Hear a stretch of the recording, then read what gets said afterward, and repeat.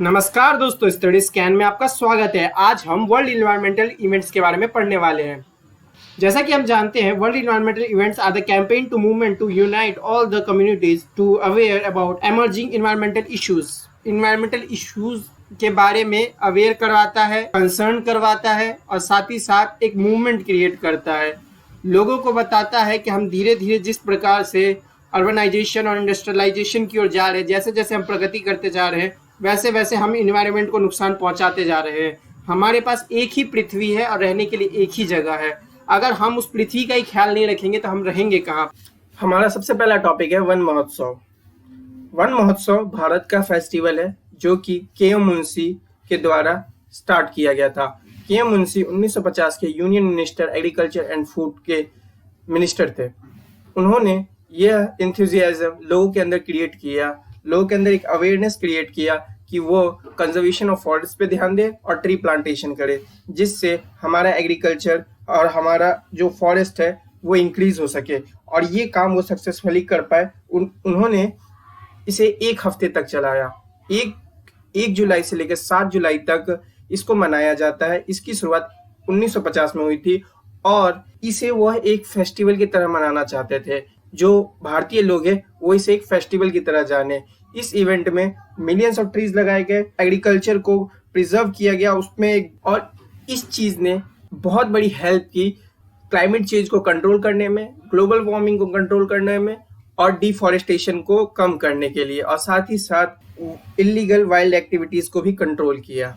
के M Munshi Indian activist भी है, वो राइटर भी है, वो लॉयर भी थे और बाद में पॉलिटिशियन भी बन गए। उन्होंने बहुत सारे अच्छे काम किए हैं। उन्होंने कई ऑर्गेनाइजेशंस खोले थे, जिसमें से भारतीय विद्या भवन, विश्व हिंदू परिषद, और उन्होंने जिस जिस पॉलिटिकल पार्टी का हिस्सा थे, वो पहले इंडियन नेशनल कांग्रेस का हिस्सा थे, उसके बाद उन्होंने अपनी स्वराज पार्टी में गए और भारतीय जनसंघ में भी। और याद रखिएगा दोस्तों, विश्व हिंदू परिषद के वन ऑफ द फाउंडर थे के एम मुंशी। ये सैपलिंग लगाते हुए नाउ हम चलते हैं वर्ल्ड इन्वायरमेंट डे के बारे में। World environment day world wide मनाया जाता है, जिसको यूएन जनरल असेंबली ने 1972 में स्टॉकहोम में स्टार्ट किया था। इसका जो मेन पर्पस था वो लोगों के अंदर अवेयरनेस क्रिएट करना था, कैंपेन चलाना था और लोगों को एमर्जिंग इन्वायरमेंटल इश्यूज के बारे में बताना था और उसके बारे में आगाह करना था कि हम क्या गलतियां कर रहे हैं जिससे आगे आने वाले फ्यूचर में पृथ्वी को खतरा है। और हमारे पास केवल एक ही पृथ्वी है जहां पर हम रह सकते हैं। दूसरा कोई ऐसा सस्टेनेबल प्लेनेट नहीं है जहां पे लाइफस्टाइल पॉसिबल हो। 2 साल बाद 1974 को इसको हर साल सेलिब्रेट किया जाने लगा और उन्होंने 5 जून उन्होंने वो तारीख रखी जिस दिन इसको सेलिब्रेट किया जाता है। इस दिन सारे गवर्नमेंट, बिजनेस, सेलिब्रिटी और सिटीजन्स मिलकर यह फोकस करते हैं और प्रेशर देते हैं कि लोग इन्वायरमेंटल इश्यूज पर ध्यान दें। उनका कैंपेन का मेन पर्पस होता है कि in water pollution, human over population, global warming और सस्टेनेबल कंजप्शन और वाइल्ड लाइफ क्राइम्स पर लोगों को अवेयर किया जाए। बाद में इसने ग्लोबल प्लेटफॉर्म पकड़ा जिसमें 143 कंट्रीज इसमें भाग लेती है।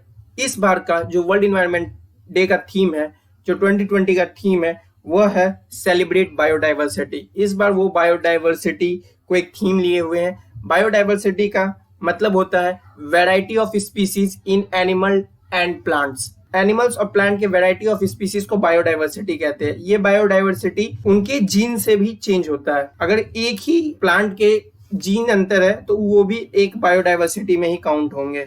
ये आपको बेसिक एग्जांपल दे दिया बायोडाइवर्सिटी का। सबसे पहला वर्ल्ड इन्वायरमेंट डे का टॉपिक था ओनली वन अर्थ। याद रखिएगा, the first world environment day का जो टॉपिक था वो था ओनली वन अर्थ डे, जिसे कैलिफोर्निया यूएस में मनाया गया। भारत में द वर्ल्ड इन्वायरमेंट डे 2011 में होस्ट किया गया।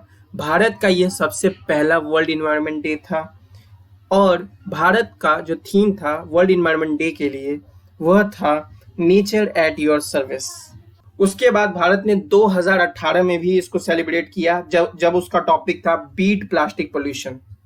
ठीक इसके पिछले साल 2019 को वर्ल्ड इन्वायरमेंट डे चाइना ने सेलिब्रेट किया था और चाइना का थीम था बीट एयर पोल्यूशन।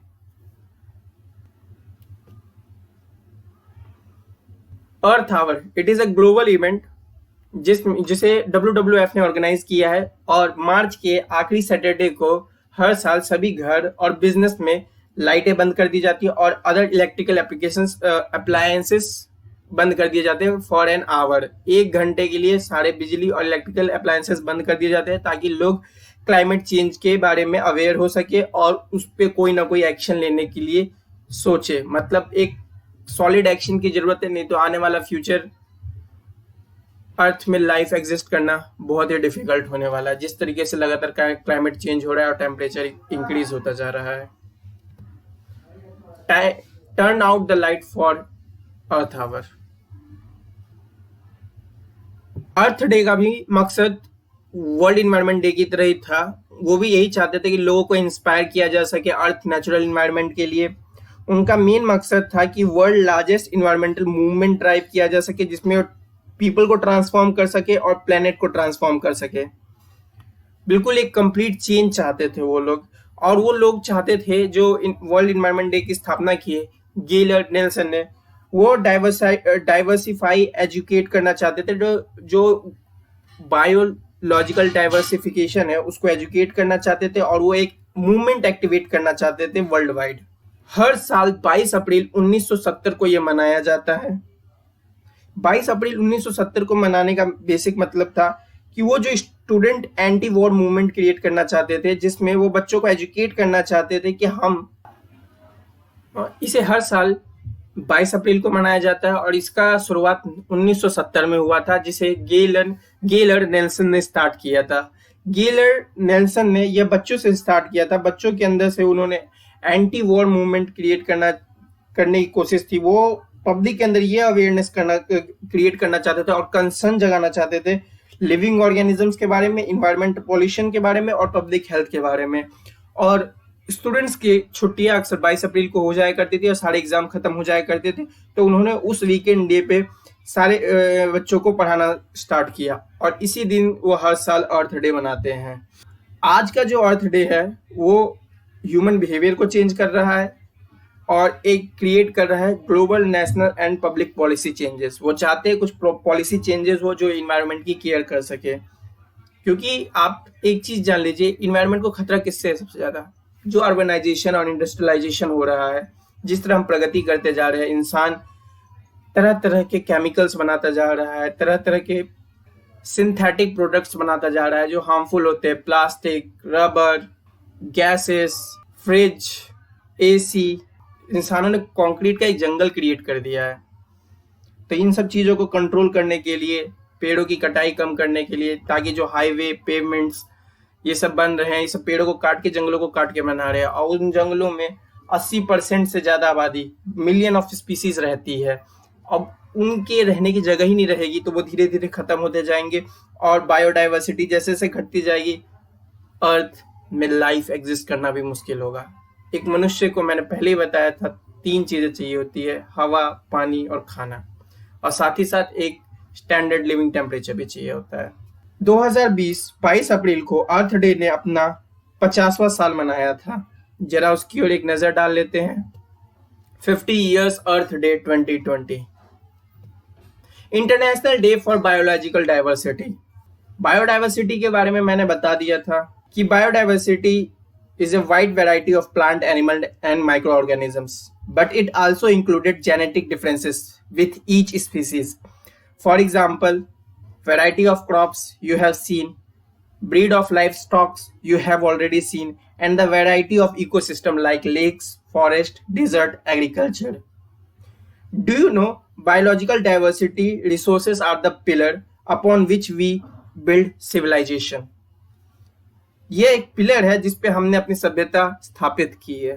आपको याद रखना होगा, फिश से 20% एनिमल प्रोटीन मिलता है 3 बिलियन पीपल को। अगर जल्दी जल्दी ओशन, रिवर ये सब खत्म होते जाएंगे, फिश कहाँ रहेंगे? इतने लोगों का खाना आता है। 80% of the human diet provided by the plants. जिस तरह हम जंगलों को काटते जा रहे हैं, जिस तरह हम सॉइल की फर्टिलाइजेशन को खत्म करते जा रहे हैं, हर तरफ कंक्रीट का जंगल बना रहे हैं, रोड्स बना रहे हैं, पेमेंट्स, हाईवेज, जिस तरीके से हम अर्बनाइजेशन की ओर जा रहे हैं, वैसे वैसे हम अपनी ह्यूमन डाइट को खराब करते जा रहे हैं। अपने एयर की एयर, वाटर, इन सबको भी पोल्यूट करते जा रहे हैं। बहुत सारे मेडिसिन बनते हैं जो पौधों से बनते हैं। लॉस ऑफ डाइवर्सिटी हमारे ह्यूमन हेल्थ के लिए भी खराब है। नेचर के लिए तो खराब ही है, साथ ही साथ ह्यूमन हेल्थ के लिए भी खराब है।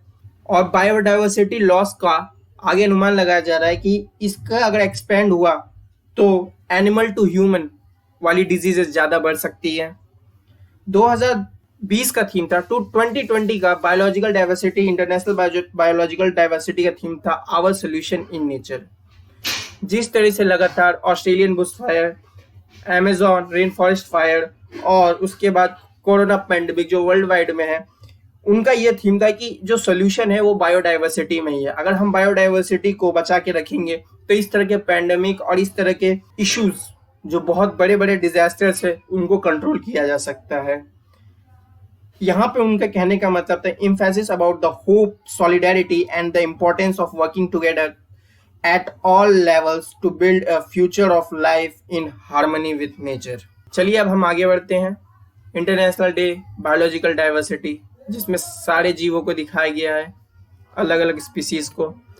World wetland day, world wetland day हर साल 2 फरवरी को मनाया जाता है।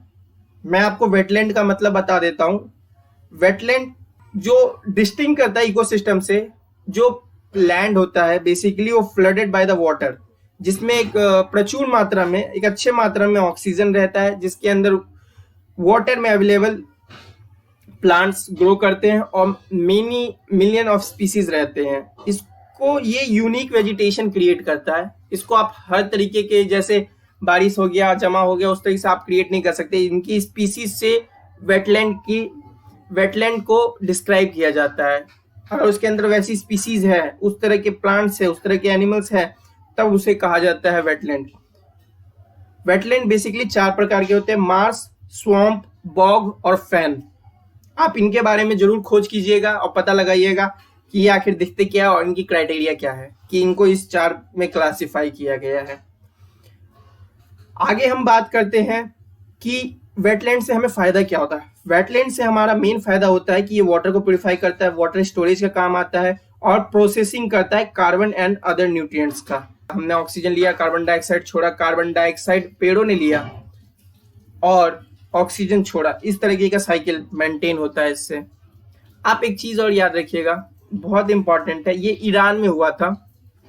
वहां पे रामसार कन्वेंशन साइन की गई थी और ईरानियन सिटी में बहुत सारे वेटलैंड्स हैं, तो उस जगह पर ये चीज साइन किया गया था, Ramsar Convention on the source of the Caspian Sea. आपको कुछ नहीं, आपको सिर्फ रामसार कन्वेंशन और ईरान का नाम याद रखना है, ईरानियन सिटी, कैस्पियन सी, बस कैस्पियन सी, ईरानियन सिटी, इनका नाम याद रखना है। चलिए अब हम आगे बढ़ते हैं। देखिए, वेटलैंड रिमूव पॉल्यूटेंट, ये हमें एक शील्ड भी प्रोवाइड करते हैं पेड़ों के द्वारा। Wetland biodiversity matter for the storm protection. उसी के साथ साथ stores 30% of land based carbon, 30% of the carbon base करता है यहाँ पर। Wetland help to create the condition for life, life के लिए कंडीशन क्रिएट करता है, एक अच्छी लाइफस्टाइल के लिए। Wetland absorb and store water, मैंने बताया था कि वहां पे पानी का स्टोरेज होता है। Over 1 billion of people make a life from wetland, और इसी वेटलैंड में 1 बिलियन लोग अपना जीवन चला रहे हैं, मतलब उनका रोजगार, उनका खान पान यहीं से आ रहा है। अब चलिए, वर्ल्ड ओजोन डे 16 सितंबर को डेजिग्नेट किया गया था यूनाइटेड नेशंस असेंबली के द्वारा। इसे इंटरनेशनल डे मनाया गया था as a prevention of ozone layer, जहां पर लोगों को अवेयर किया जाता है, डिप्लेशन ऑफ ओजोन लेयर के बारे में अवेयर किया जाता है कि ऐसा कुछ भी होता है हमारे पृथ्वी के ऊपर जो हमें यूवी रेस से बचा रहा है। और इसका जो डिप्लेशन हो रहा है ओजोन लेयर का, जो कि O3 कंपाउंड है, ये हमारे इन्वायरमेंट में एज ए पोल्यूशन की तरह काम करता है।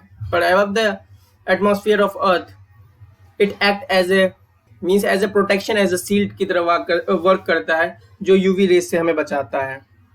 On this day, people from all over the world are expected to join Montreal Protocol for the talks and seminar। 2019 का इनका थीम था 32 years and healing। Ozone depletion से केवल इन्वायरमेंट को ही इम्पैक्ट नहीं होता, बल्कि ये लाइफ साइकिल ऑफ प्लांट्स को भी डिस्टर्ब कर देता है और फूड चेन को भी। सबसे ज़्यादा ओजोन लेयर डिप्लेशन का कारण होता है वह केमिकल जो इंसानों ने अपने यूज़ के लिए बनाया है, लेकिन वो इन्वायरमेंट के लिए बहुत ही ज़्यादा हार्मफुल साबित होता जा रहा है। उनमें से कुछ थे carbon tetrachloride, hydrochlorofluorocarbon and methyl chloroform. जो क्लोराइड और ब्रोमाइड है वो मेन कॉज कर रहे हैं डिप्लेशन ऑफ ओजोन लेयर का। एक molecule of chlorine can deplete thousands of ozone layer, thousands of O3 compounds. So it is very harmful that we are using hydrochlorofluorocarbon. But 2030 तक में scientist ये कह रहे हैं कि ये completely हील हो जाएगा, और अब हील करना स्टार्ट भी हो चुका है। काफ़ी सारे रिपोर्ट्स ये बता रहे हैं। तो चलिए, आशा करता हूँ आपको मेरी वीडियो अच्छी लगी होगी। अगर आपको मेरी वीडियो पसंद आई हो तो लाइक, शेयर और सब्सक्राइब ज़रूर करें। धन्यवाद।